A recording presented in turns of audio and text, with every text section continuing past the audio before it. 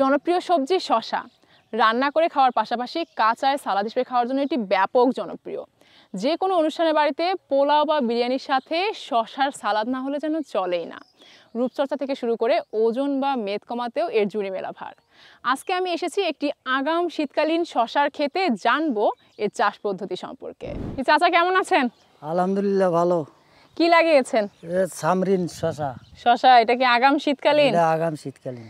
তো মাশাআল্লাহ আপনার গাছ তো খুবই ভালো হয়েছে।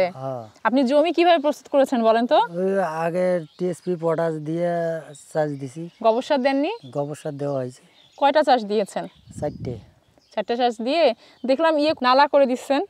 নালা দিছি, দুইবারে নালা করে দিছি। তার মানে কি পানি দিতে হয়? পানি দিবে, সেচ দিতে হবে। এর মধ্যে কি সেচ দিয়েছিলেন? না, সেচ দেন নাই। বৃষ্টির কারণে দেয়া লাগেনি আলহামদুলিল্লাহ।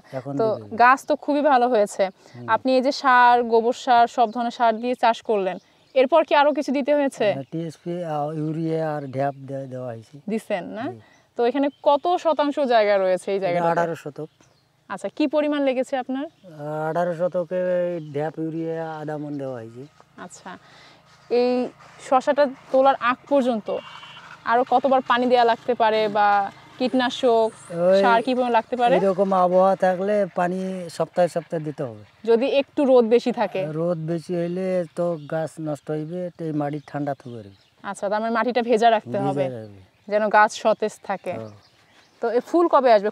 কতদিন হলো লাগানোর? ফুল 1 মাস আছে, 30-28 দিনের মতন আছে। আচ্ছা, আমরা দেখতে পাচ্ছি ছোট ছোট একটু ফুল আসা শুরু হয়েছে, তাই না? আলহামদুলিল্লাহ, গাছের স্বাস্থ্য খুবই ভালো হয়েছে। তো চাচা, এই শসা লাগানোর আগে এই ক্ষেতে কি ছিল? শসাই ছিল। শসা ছিল, তার মানে এক এক সময় এক একটা জাত আপনি লাগান? হ্যাঁ, এটা হচ্ছে আগাম শসা, আগাম শীতের। হ্যাঁ। আর পরে একটা শীতের আছে, আর একটা জাত শীতের মৌসুমে যেটা আপনি লাগাবেন, সেটা পরে লাগাবো। এটাতেই লাগাবেন। তো দেখলাম আপনি এই নেট দিয়ে বাউনি করে দিয়েছেন। অনেকে তো পাটকাঠি দিয়ে দেয়, আপনি মনে হয় পাশের ক্ষেতে পাটকাঠি দিয়েছেন? ওইটা দিয়ে দিয়েছি, তা খরচ বেশি হয়। খরচ বেশি হয়? কি রকম তাও তফাৎ হয়? কিরকম তফাৎ? ওইটা বান্ধন দিতে হয়, আবার মাঝের বান্ধন দিতে হয়। এটা একবারে দিলে হয়? একবারে দিয়ে দেয়। একটু নরমাল হয় না? যেমন এই যে হালকা লাগছে, এটা যে আবার এই যে গঞ্জি উঠবে। ও, মাঝখানে আপনি একটা জিআই তার দিয়ে দিবেন না, শক্ত? 5টা তার আছে। আচ্ছা, এই তার 5টা আছে। তার মানে খরচ কি অর্ধেকেরও নিচে কমে আসে?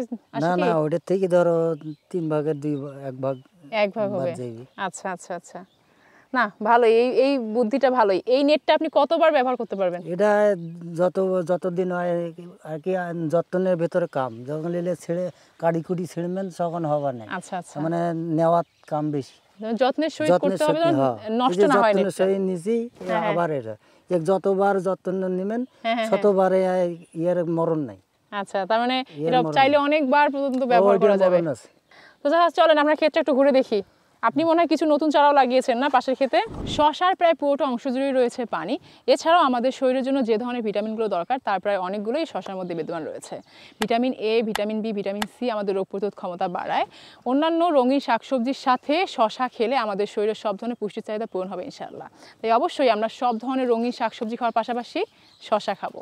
আজকে এই পর্যন্তই, দেখা হবে অন্য কোনো জায়গায় অন্য কোনো কৃষি পণ্য নিয়ে। সবাই ভালো থাকবেন, আল্লাহ হাফেজ।